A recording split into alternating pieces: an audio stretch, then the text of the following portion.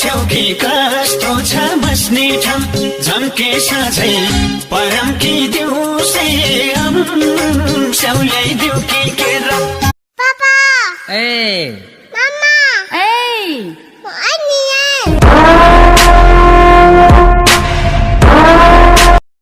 ஒரு ஒரு rose milk எடு குடி